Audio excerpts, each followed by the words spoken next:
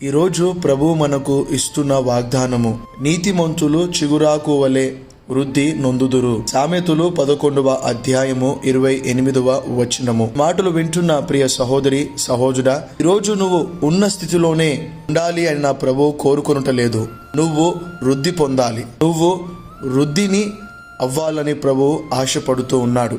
యోసేపు ఐగుప్తు దేశంలో బానిసగా అడుగుపెట్టాడు, కానీ బానిసగా మాత్రము మిగిలిపోలేదు.